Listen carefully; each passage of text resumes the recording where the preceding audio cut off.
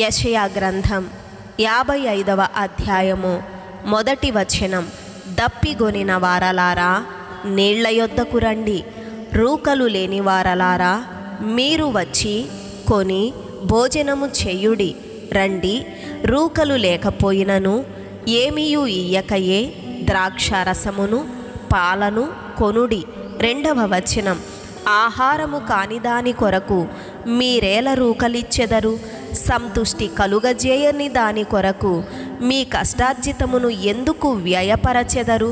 నా మాట జాగ్రత్తగా ఆలకించి మంచి పదార్థము భుజించుడి. మీ ప్రాణము సారమైన దాని యందు సుఖింపనీయుడి. 3వ వచనం. చెవియొగ్గి నా యొద్దకు రండి, మీరు వినిన ఎడల మీరు బ్రతుకుదురు. నేను మీతో నిత్య నిబంధన చేసెదను, దావీదునకు చూపిన శాశ్వత కృపను మీకు చూపుదును. 4వ వచనం.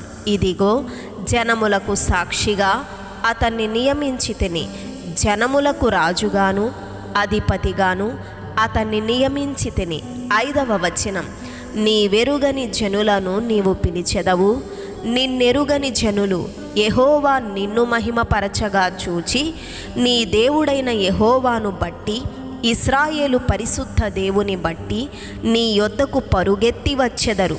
6వ వచనం. యెహోవా మీకు దొరుకు కాలమునందు ఆయనను వెదకుడి, ఆయన సమీపములో ఉండగా ఆయనను వేడుకొనుడి. 7వ వచనం. భక్తిహీనులు తమ మార్గమును విడవవలెను, దుష్టులు తమ తలంపులను మానవలెను. వారు యెహోవా వైపు తిరిగిన ఎడల ఆయన వారి యందు జాలిపడును. వారు మన దేవుని వైపు తిరిగిన ఎడల ఆయన బహుగా క్షమించును. 8వ వచనం. నా తలంపులు మీ తలంపుల వంటివి కావు, మీ త్రోవలు నా త్రోవల వంటివి కావు. ఇదే యెహోవా వాక్కు. 9వ వచనం. ఆకాశములు భూమికి పైన ఎంత ఎత్తుగా ఉన్నవో మీ మార్గముల కంటే నా మార్గములు, మీ తలంపుల కంటే నా తలంపులు అంత ఎత్తుగా ఉన్నవి. 10వ వచనం.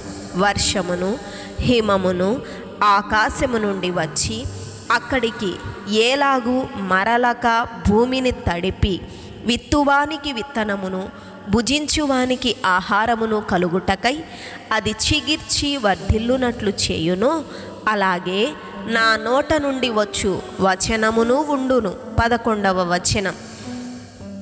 నిష్ఫలముగా నా యొద్దకు మరలక అది నాకు అనుకూలమైన దాన్ని నెరవేర్చును, నేను పంపిన కార్యమును సఫలము చేయును.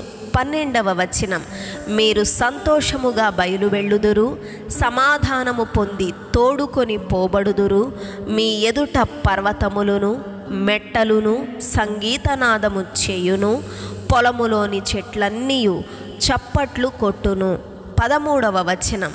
ముండ్ల చెట్లకు బదులుగా దేవదారు వృక్షములు మొలుచును, దొరదగొండి చెట్లకు బదులుగా గొంజి వృక్షములు ఎదుగును. అది యెహోవాకు ఖ్యాతిగాను ఆయనకు కొట్టివేయబడని నిత్యమైన జ్ఞాపక సూచనగాను ఉండును. ఆమేన్.